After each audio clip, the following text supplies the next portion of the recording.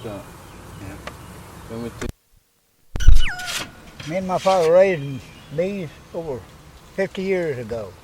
You ready, Tommy? Now you gotta sink it. Can you sink like? Yeah. Huh? We started raising bees, and we used to have plenty of them back when I was a boy, around 55, 60 years ago. I never did use smoke to put them up with. You want sink I lamp just- or not? I No, just yeah. put them up. You said you did. Why did you were standing there? That's what they say. Sing. I put them up Start the camera. just the way you see them here. What did you think? I never get stung with them or anything hardly. Only time I use a smoke is when they're very rich, and I take the lid off. Then I smoke them down off from the honey so that I can cut the honey to keep from mashing the bees.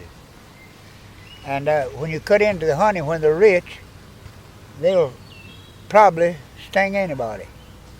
But I have took out the honey without even having a smoke. And I usually put them up without a smoke.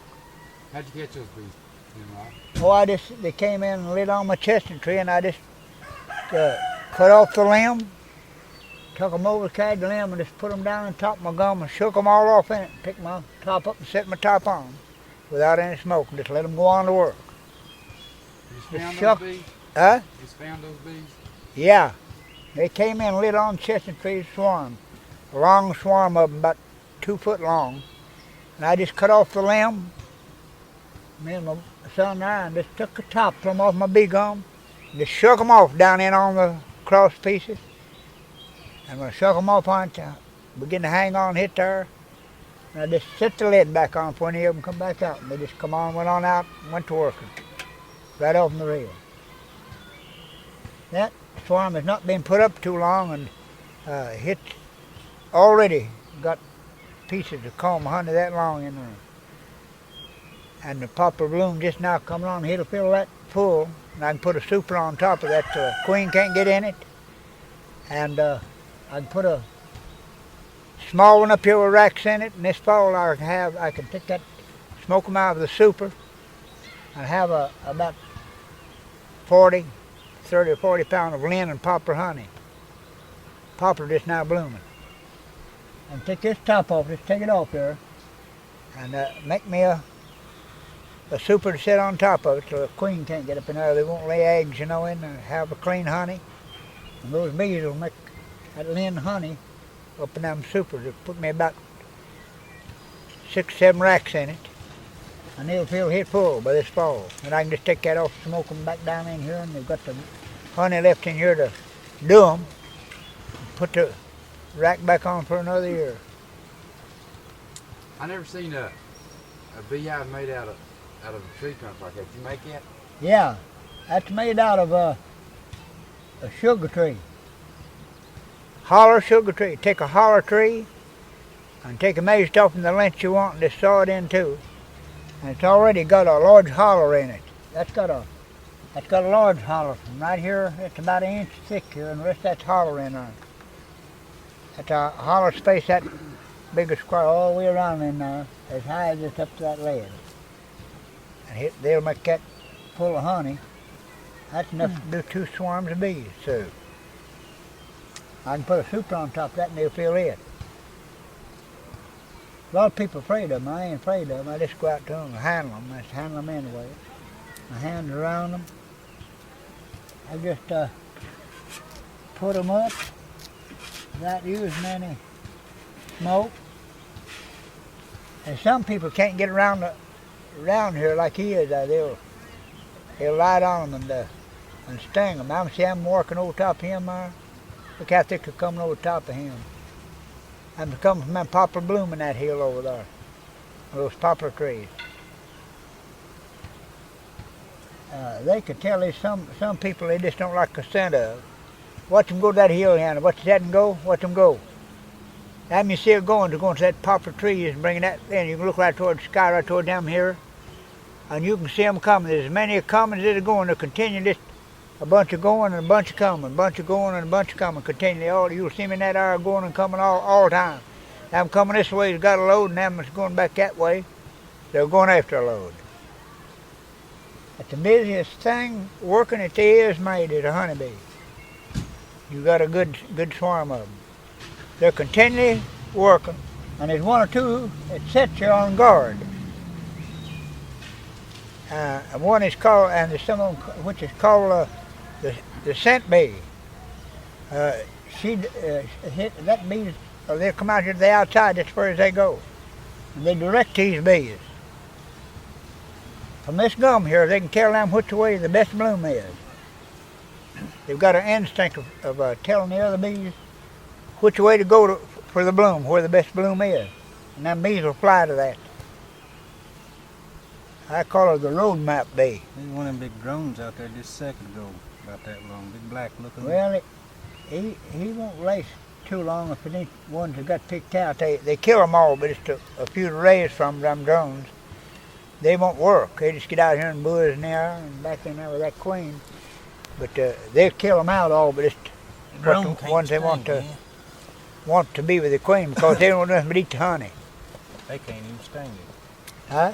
Them drones can't even I know they can't sting. All they do is make that queen bee, and she lays eggs, and then they eat the honey and mate with that bee. They don't. Here you are, Tommy. They don't do no work. No work at all. You just look at that air full of them coming and going toward that hill. I bet you they have got that thing just about full of Yeah. comb by now. Yes, sir. See all this wax here? It's way down here. All this wax laying outside Listen, there? listen how this sounds hollow down here. Look here. See here? Listen here. What's this? Listen up here. They've got that thing 2/3 full. They got that down here already. Silver comb down there. They look down. There's a good bloom this year. This has been the best year for trees and bloom it's been for several years. What'd you plant to sing? I put him on the hillside. Under all that brush, didn't you? Put him on the hillside. Put him in the hillside. In my sand patch, I got some seed totals all up here and around that walnuts from right hand plumb through up there. You know any songs about bees, Nim? Huh? You know any songs about bees? No, not much. About bees, I never make no songs on all sorts of bees lost in the world.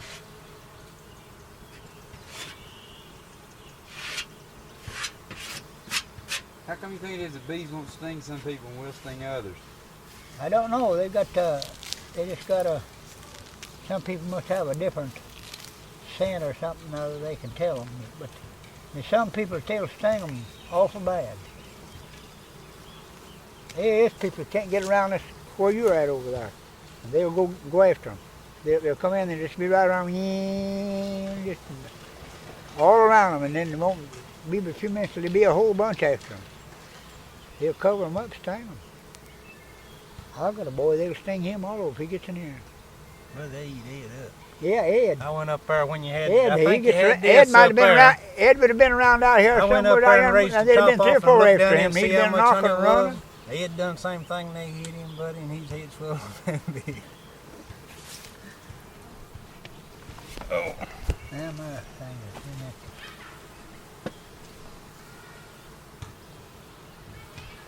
Put your hand down there to this thing. Them bees won't sting. Look at that one's legs loaded down. Yeah, just get them this way. Let them lie on your hand like that.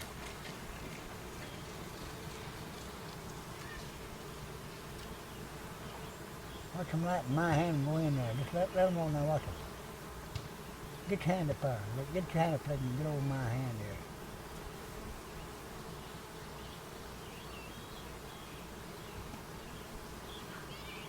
Watch them light in my hand and crawl over.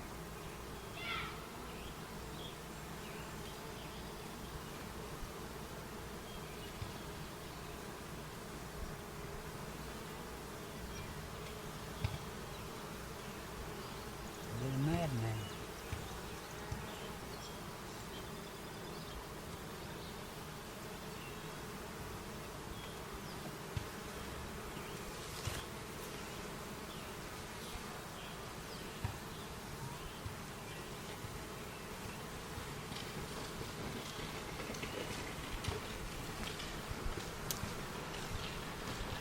them boogers are really working in. Well, look at that in there. See them yellow thing? He's loaded. Yeah. That was loaded you know down, what that buddy. is? Yeah, bee bread. That's bee bread. He's loaded And, down with it. Down in this shore, all this shore, they'll load swarm of bees in there before you know it. Their legs. Use that bee bread to feed them. That's the reason why you got to put a super up there if you have your honey where the queen can't get and lay in the wagon. There's no bees in it, no young bees. Yeah. Just down here, they'll have a swarm of bees just a rolling out of there before long. Yeah, that's Matt had yellow stuff all over his legs there, bee bread he was carrying in. Get back from over there, that's where they come in here. Look here, look through towards this here timber here, plumb through across that top of that tree, and you see them coming and going. Don't step on my beats there, man. What's that thing coming? Coming and going that eye, buddy. Now, them's a booger that keeps bringing her in. As long as they've got an empty place in that gum, they'll fill her. They're a working thing. They don't never quit till she gets dark. And sometimes some of them get out in the night. It's moonshine night. And boogers will work when it's not raining, early of the morning, them things is on the bowl. And they're that way till dark. From daylight to dark, them boogers right there will work, buddy. And sure go get it. I wonder why bees work so hard. I don't know, but they do. It's the workingest thing ever I see. As a honeybee. I never could figure out why they work so hard or so long, but they will. They'll work from, when it gets daylight, you can come out here and they're out there and gone. If it ain't raining or cold, when it's hot weather. You can come right up here, when it's getting so dark you can't see them hardly coming in here. And they'll be coming in, you can sit here and the darker it gets, the more they slow down. First thing you know, they quit going in. Then some of them will sit guard around that all night there. Outside there. Get me some lime, put a nice. What bothers bees? They got any enemies? Huh? Any kind of enemies? Enemies. Oh yeah. They have a fight with a. You see them putting that little spider to go in there, don't you? Oh yeah, sometimes these other bees will try to rob them. And waspers is bad. These red waspers to try to get in there and take what they've got there. They'll try to rob them. They take waspers. They'll try to get in there and go in on them. But they kill him and take him out of there, roll him out. And you take these dirt daubers, a lot of times they'll go in on them that way. But now, What's that you tell me about you putting salt and hickory leaves and stuff like that? that's keep weevils out. A weevil is no one thing can conquer that bee. A weevil, he goes in there and he's made like a worm. He gets, I don't know how he gets to form. If he gets in there, he builds webs. That weevil will build webs. And he tangle them things up till they can't get loose. They can't work it. He'll just put webs in there and young weevils, and he'll eat that honey. So what do you do to keep weevils out now? You take and use salt. It'll keep it out, keep them out. And you can use lime around this good, around your gum. And put salt will keep weevils out. That's about the best thing to keep it out. Or you can take hickory leaves, green hickory leaves and salt, and put it in the inside of your gum. That'll make the bees stay. They like to taste the salt. They'll go out, when they've got young bees, they'll go out for salt bait, regular salt bait, and carry it in. Where you throw salty water or something out there, suck that salt. Or you can take and put salt in corn cobs and stuff and put it out. Let it set in water, and they'll go and get that salt bait off them corn cobs, suck it out, carry that salt. And what to do with something about them young bees.